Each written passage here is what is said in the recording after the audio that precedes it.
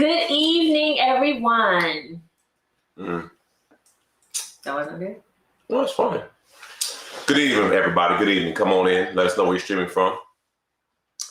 Good evening, good evening, good evening. We just had our dinner. It was good. Fast, friendly tacos. Yes. And if we did not have to get on this live, we'd still be at the table eating tacos. Them tacos. Because I didn't get round 2 of my tacos. There is a regular tacos and like a Dorito taco. A Dorito taco was pretty interesting. Did you do the Dorito taco? I think I did. Had a little extra flavor on it. Yeah, it does. With what kind of salsa? Salsa. Yes. Habanero salsa. Habanero salsa. Yeah. Tomatoes. Hey Joy. Good night. Hello, good night. Hello. Kelly Graham, what's up? Good evening. Good evening, one all. Dorothy Cha and my brother Thaddeus. God bless you, South Carolina. Hello. Okay. Hello. Good evening. Come on in. Come on in. Good evening. We did get on a little tardy, but 1 minute. It is what it is. It's late. Nothing. Just.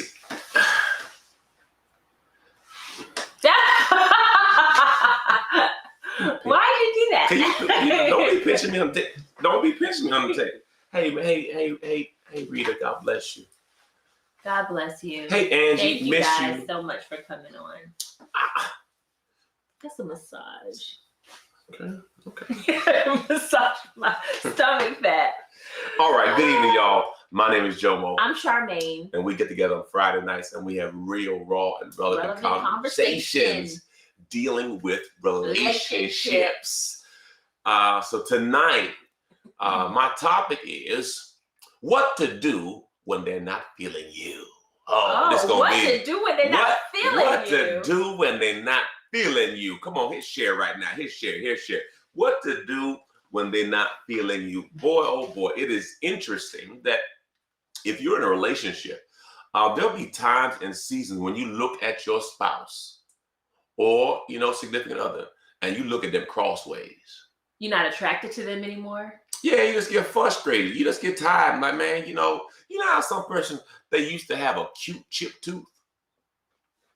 And now you call them buck tooth. Before it was a cute chip tooth.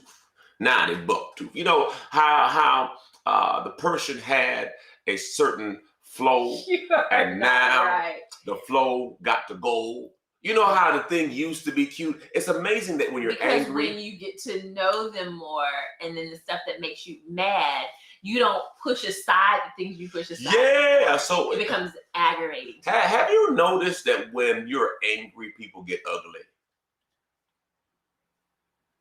You know what I'm saying? It's like you when you're in a good space, you see all the benefits of them, and then when you're in a bad space, you just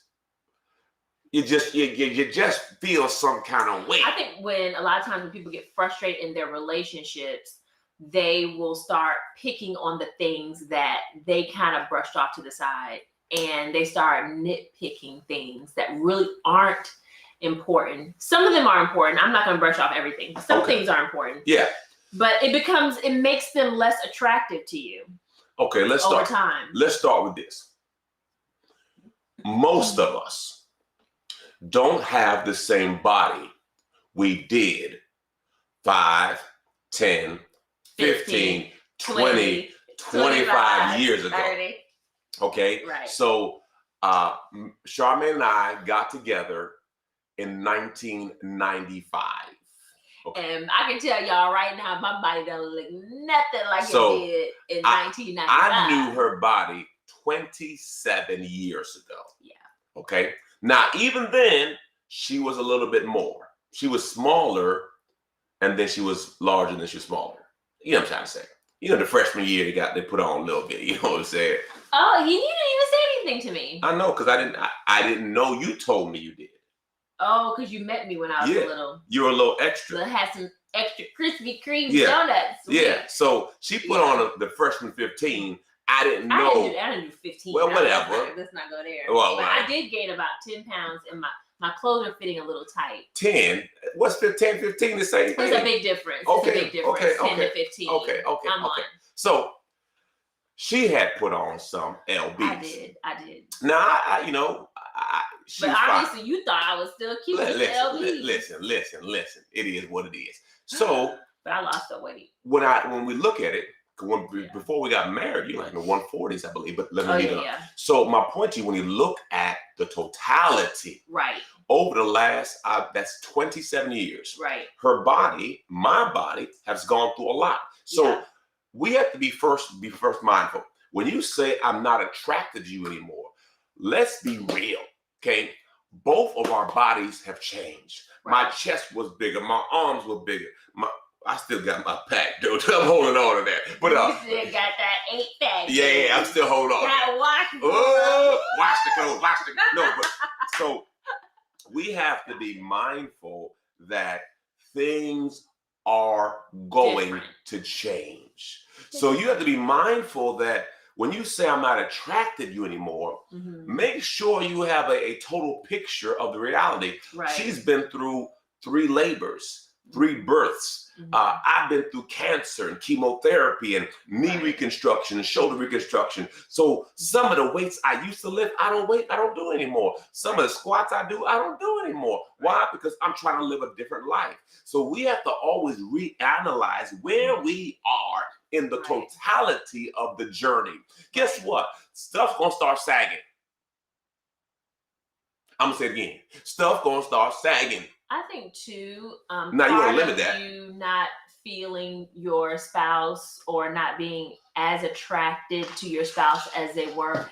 It doesn't necessarily always have to be physical either. It can be emotionally unattractive because of maybe some traumas that you've experienced or they have experienced, and you don't see them the same way because of the emotional connection that you guys have built up over the years. So here's what we do. If you are not feeling your spouse, the connection or attraction. Don't put that in the comment section. Don't put that in. If you're not feeling your spouse, what? First thing you gotta do is identify it. So oftentimes when you're not feeling them, you have to go to the root cause. Right. Usually a disagreement, an argument, something happened that triggered it. Right. So we have to go deal with the trigger because you don't all of a sudden fall out of love. Right. It was a process. Right. It's a process of things happening. So what we have to do is identify it. Right. Okay, why am I not feeling you like I used to feel you? Why am I not? So that now I can address it sooner. Right. Because if not, people really do grow apart. That's real. Right. But we have to identify when we see a crack. Right. It's much like when I like to do weeds every now and then. When I have time and the weather's good, I like to take weeds out of our beds, right? So in the process, if you don't weed your beds will be overrun with weeds. You want to make sure you address the issues as they come up and you don't let it build up over time and you're not communicating properly. When you don't communicate and you let things build up, all of the little things build up to this one big thing when you could have just addressed, like Jomo was saying, if you just have a few weeds, it's real easy for me to take the dog out and pull a few weeds as I'm walking up the sidewalk versus having to spend a whole day picking weeds because I didn't address the issue when I saw it happening. So the question you have to ask yourself is this. Have I been putting maximum effort into my relationship?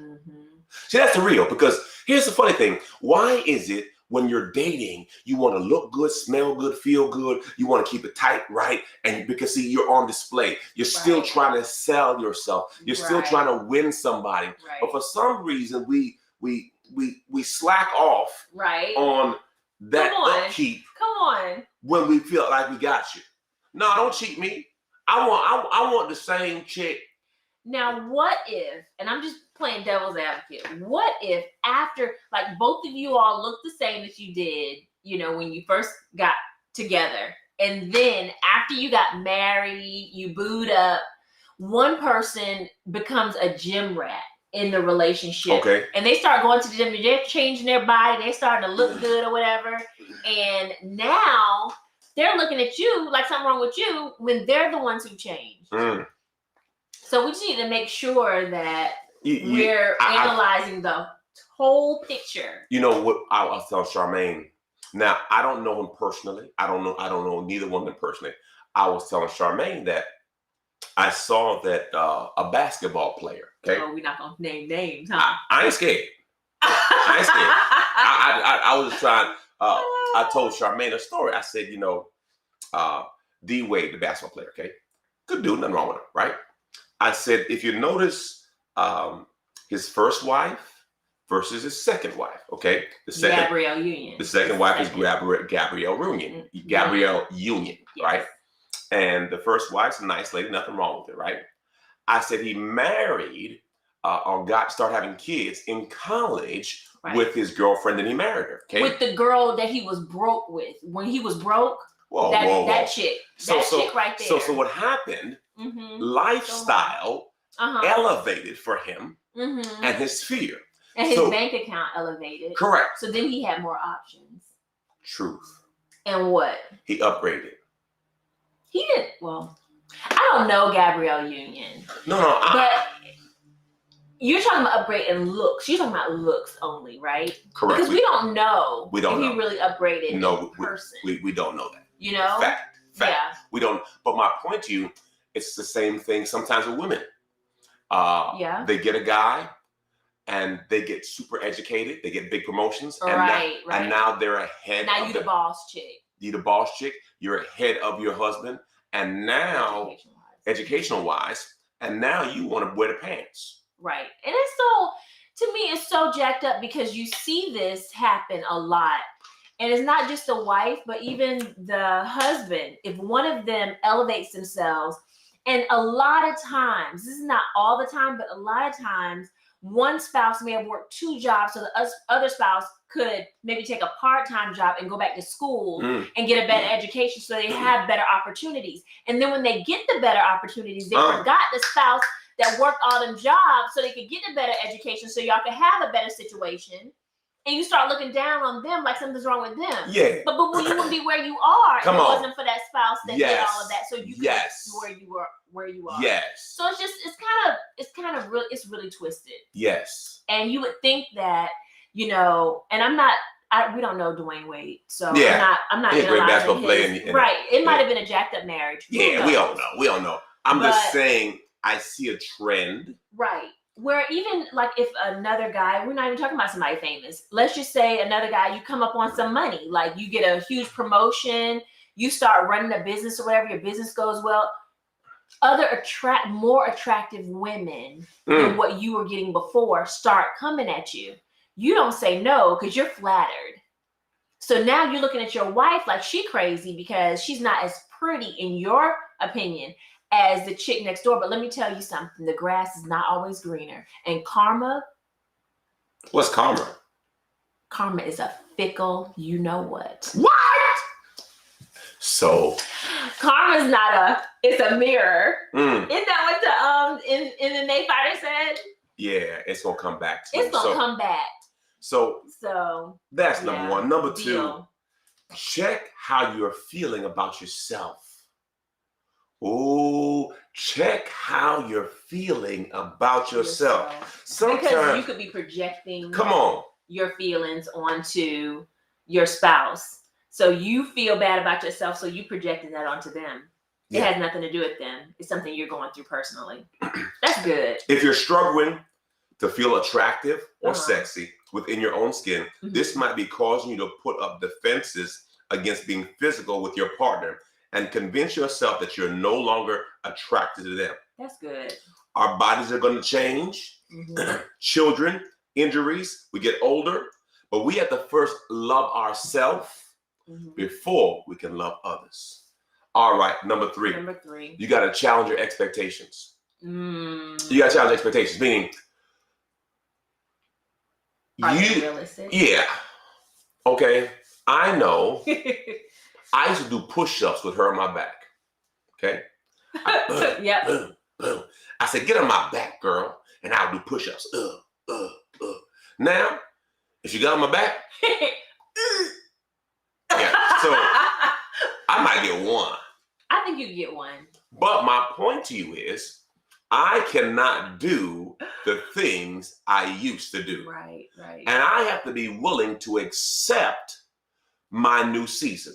I didn't say I cannot do things, but there's certain things I cannot do at the same level or capacity. That is a really good point, Jomo, because sometimes we look at our situations and we try to compare to our situation now to the past, right?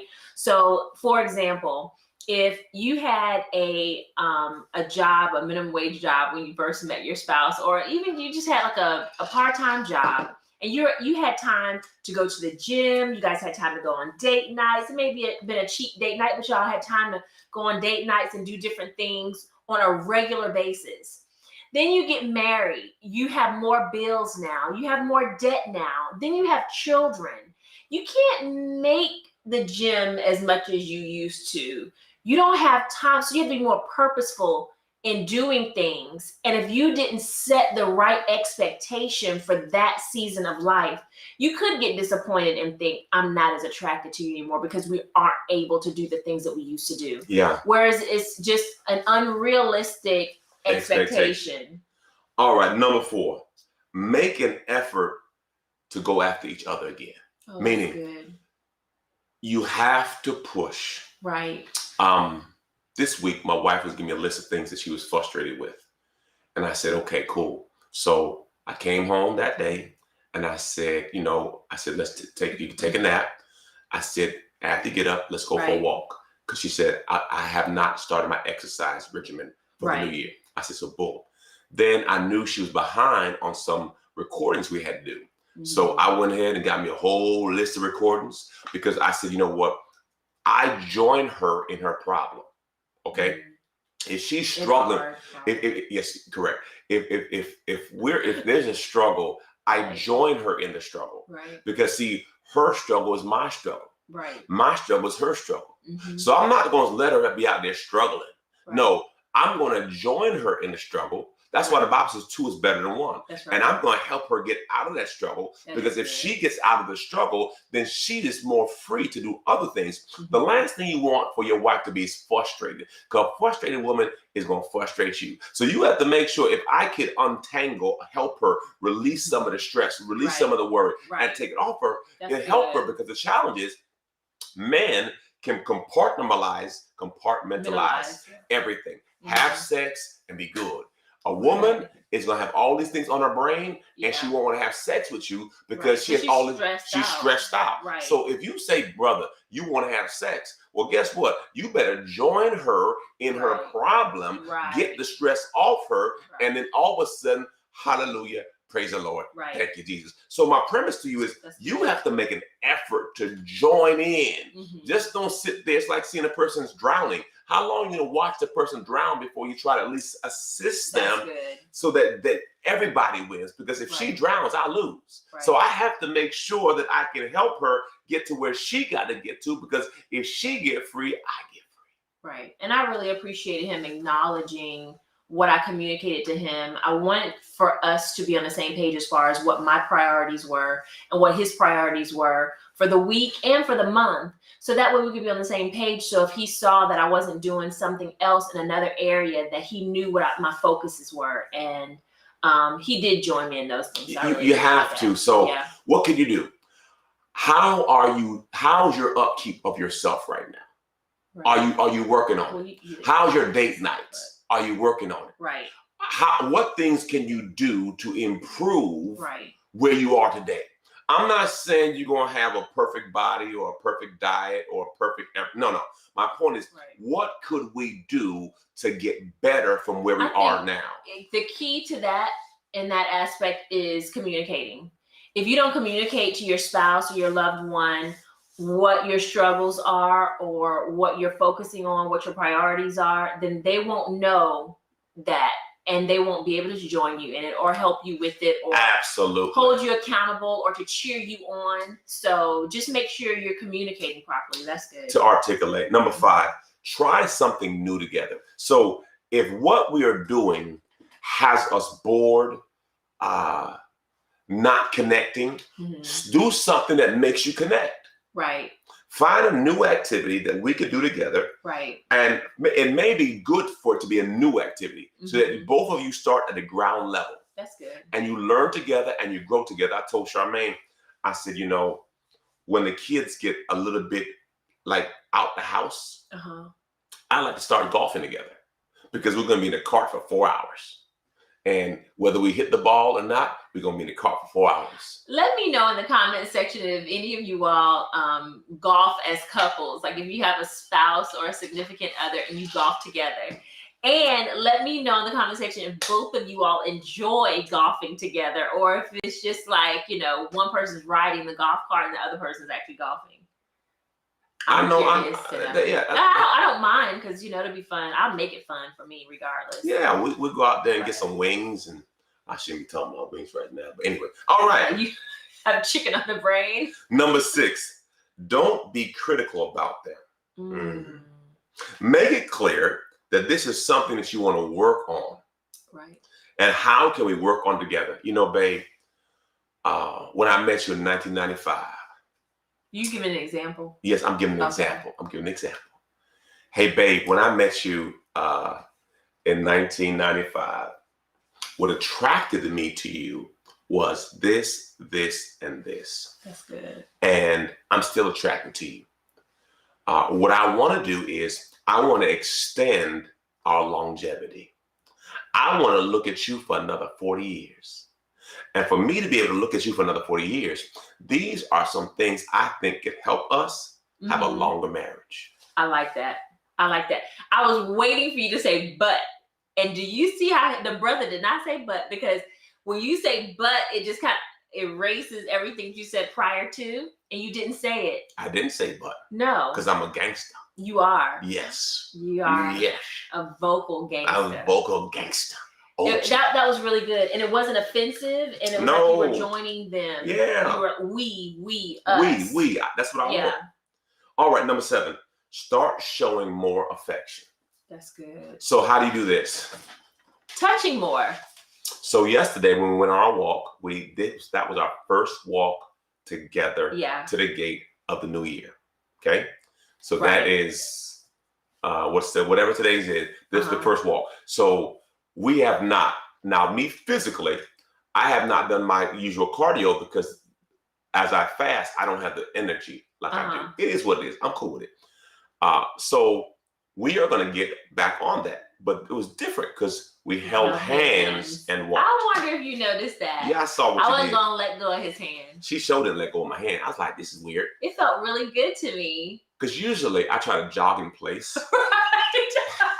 So he tried to make, like our time together like a real workout. No, she walks and I try to run. Right. So what I do is I run in place so that I can stay next to her, but I'm at a higher intensity level. Right. So she just grabbed my hand. It wasn't, like get over here. It was just she grabbed my hand and I said, okay, I'm cool with this. And it was a little cold outside and we just walked and talked. Right. And that was quality time. Yeah, that was really good. I remember early on in our marriage, years and years ago, we would go out and walk together. And because Jumbo's stride is so much longer than mine, because he's 6'5" and I'm 5'9", he would be walking ahead of me a little bit. So it didn't even feel like we were together. Then when he would work out, I would be speed walking and he would be like jogging for real. He would jog so far ahead of me and then he would come back and jog back to me and then he would like be walking backwards. It would just make me feel so inadequate. I'm just like, I don't even want to walk with you anymore. But that can happen in relationship too. If you don't do things like literally you're not really together, you're in the same airspace, but you're not together. It doesn't mean anything to the other person, so it felt good, like within the last maybe 5 years of us like being purposeful as far as walking together and doing things together. He does make those accommodations where even when he's jogging now, he jogs so slow that I can literally walk next to him. So physical touch releases hormones. Okay. Mm-hmm. So if there's no touch, there's no release. So You may not feel it, but if you start acting that way, your emotions follow your actions. That's good. So though I don't feel it, that's good. Let's call sex, okay? Mm-hmm. You may not feel like having sex. Right. But all of a sudden, you start touching and kissing and rubbing. You start rubbing and touching, and all of a sudden, guess what happens? You feel like the action changed the emotion. That's good. So many people are not engaging in the action. Right. So therefore, you never get to the emotion. So what you have to do is you have to train yourself to have consistent action of touching, because touching leads to everything else. Right. So oftentimes we don't want to touch because we don't feel like touching. Right. Well, guess what? We don't walk by our feelings, we walk by faith. So if you make up in your mind that I'm going to consistently hug, I'm going to consistently touch, I'm going to consistently. Aww. See, now what happens, things start to trigger when you take action. Mm-hmm. This is Newton's law. A thing in motion tends to stay in motion. A thing at rest tends to stay at rest. Right. So the only way to get something moving is for you to take action. Now, stop waiting for someone else. If you want to touch them, touch them. Touch them. Well, I ain't going to touch. Think about it. I'm going to wait till he touched me first. Now, think about it. When you're not feeling each other, why is it you sleep on the opposite side of the bed when you're not feeling each other? Because you don't want to touch. Because, see, if you touch, it engages and triggers other things.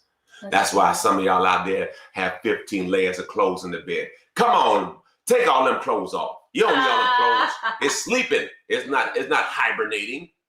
Anyway, did I say too much? Miss Terry said, release those hormones. Release them hormones. Bobby said that golf is a social game, so a lot of couples do it together. Mm-hmm. It promotes you talking and communicating. That's good. Good stuff. All right. Number eight. Be positive about your partner. Mm-hmm. Find ways that you can appreciate. Right. Charmaine's a great cook.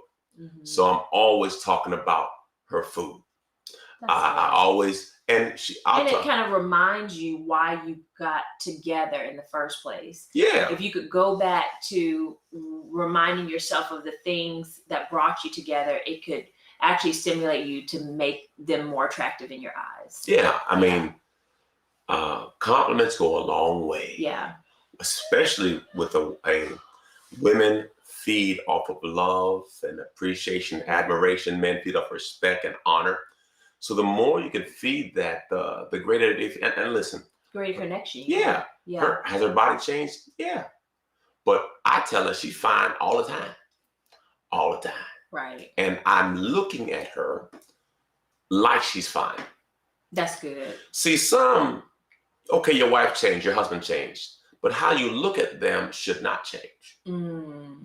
You can still be a little bit heavier or a little lighter, but you can still look at them with a desire. That's good. All right. That's good. All right. Number 9, tell each other what you like about them. Okay, so here's this. Try listing 3 physical things you love about your partner and get them to do the same. 3 things you love physically about your partner. What 3 things and I'm not going to do that. We're not going to do that. No. I had an idea, but we're not going to do that. Yeah. We're going to keep it. But I think that that's a good practice, even if you're not finding yourself unattracted to your spouse. I think that's good. I love you. I love William Merchant. Does booty slapping count? Yes. Yes, Lord. Absolutely. And I do it regularly. That's called a grope. That's a grope. I'm a groper. That's a with my wife. Touch. With my wife. I'm a groper with my wife. Right. And lastly, number 10. Try something new in the bedroom. Oh, that's good. Spice it up. Okay, so Pastor, let's deal with Jomo. We're not dealing with Pastor right now. Jomo, what is new in the bedroom? Okay. Try a different part of the bed.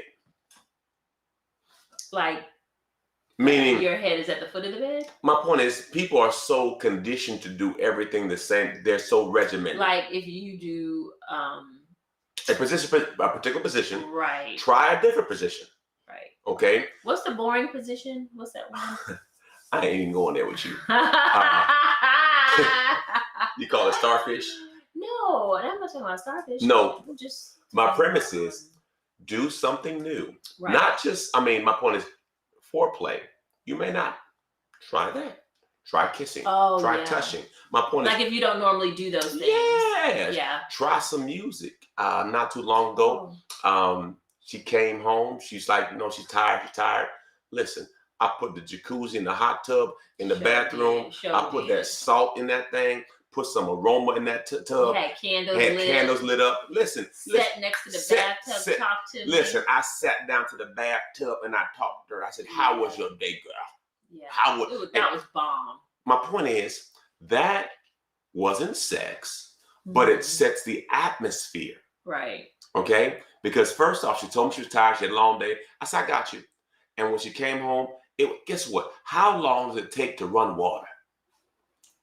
It don't take long to run water. Right. Put some bubbles in the water, or put some aroma, put some smelling stuff in the water. My point is, you have set the tone. You have set the atmosphere. Right. The Bible calls the husband is the house band. Another way it said, he's the atmosphere setter, meaning you're the cultivator. So my brothers, if you want the atmosphere, you got to cultivate it. You got to set the tone. You got to set everything up to where you can get what you want. You can get anything if you get a woman to feel secure, that you have her best interest at heart. She'll give you anything. That's good. But it's a mindset. So I don't know who need to hear that. Right. But I think y'all need to get some bubble bath going and give each other, set the tone, man. Right. To have a great night. Well, that's all we have. I pray that this was edifying to you. Share this with someone you love. Please share. If you want to check us out, we have tons of video on our YouTube page, Jomo and Charmaine. And our whole goal is to help relationships and marriage grow and be all that you need to be in your relationship. That's right. Well, all right. Well, remember, love, laugh, and learn. Thank you so much. We'll be back next Friday.